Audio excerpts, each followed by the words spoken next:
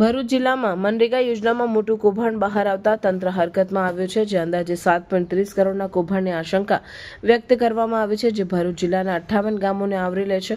મામલાની ગંભીરતાને ધ્યાનમાં રાખીને સરકાર દ્વારા વિશેષ તપાસ માટે સ્પેશિયલ ઇન્વેસ્ટિગેશન ટીમ રચવાની તૈયારી કરવામાં આવી રહી છે। આ તપાસ ડીવાયએસપી કક્ષાના અધિકારીને સોંપવામાં આવી શકે છે। આ મુદ્દા પર સાંસદ મનસુખ વસાવાએ પણ નિવેદન આપતા જણાવ્યું હતું કે કામ પૂર્ણ થયા બાદ 2-3 વર્ષ પછી તપાસ થવી અયોગ્ય છે। સરકારે મનરેગા જેવી યોજનાઓની સફળતાને સુનિશ્ચિત કરવા માટે સિસ્ટમમાં સુધારા લાવવા જોઈએ।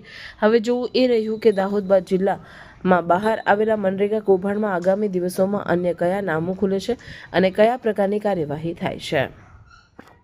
એટલે જે પ્રકારે આમાં જે આખા કામો થવા જોઈએ એ નથી થયા, હું ચોક્કસ સ્વીકારું છું, પણ આ માટે એક તાલુકો કે એટલો જિલ્લો જવાબદાર નથી।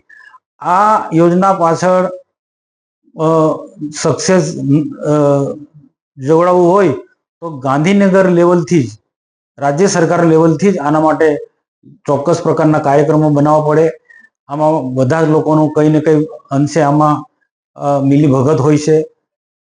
એમાં રાજ્ય લેવલે મંત્રી હોય કે સેક્રેટરી હોય કે પછી વિભાગના કમિશનર હોય કે પછી જિલ્લા વિકાસ અધિકારી કે ડીઆરડી નિયામક, આ બધા જ લોકોની આમાં જવાબદારી હોય છે। જ્યારે તપાસ થાય છે નીચેનો કર્મચારી મારી જાય છે, પણ બધાનું જ આમાં સેટિંગ હોય છે। હું તો માનું છું કે ચોક્કસ જે સરકારની ગાઈડલાઈન છે એ પ્રકારે કામો થવા જોઈએ, લોકોને રોજગારી મળી જોઈએ। જ્યાં રોજગારી તો મળે છે, પરંતુ જ્યાં 60-40ના રેશિયોની અંદર ક્યાંક રોડ રસ્તાના જે કામો થવાના હોય ત્યાં તેમાં મેટલ છે, પછી અન્ય જે ટેન્ડરમાં બતાવેલી જે સામગ્રીનો ઉપયોગ કરવાનો હોય છે એ નથી થતો। તો એ જે જવાબદારી છે એના ટેકનિકલ માણસો જે તે સમયે જે કામ થયું હોય તે વખતે કાળજી રાખવાનું। આ તો હું કામ થઈ ગયા પછી 2-3 વર્ષ પછી એની તપાસ થાય તો એનો કોઈ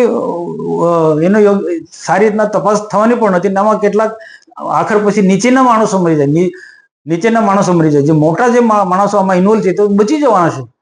કોઈ પણ તપાસની અંદર મનરેગા કે કોઈ પણ તપાસની અંદર નાના માણસો મરી જશે। મારે તો એક જ વિનંતી છે કે આ જે તપાસ માંગનારા કે તપાસ કરાવનારાઓને કે બધાની જવાબદારી ફિક્સ કરવી જોઈએ। ગડબડ થઈ તે માટે બધા જ જવાબદાર છે, મંત્રી જવાબદાર છે, સચિવ જવાબદાર છે, કમિશનર જવાબદાર છે, ડીડીઓ જવાબદાર છે, ડીઆરડી નિયામક જવાબદાર છે,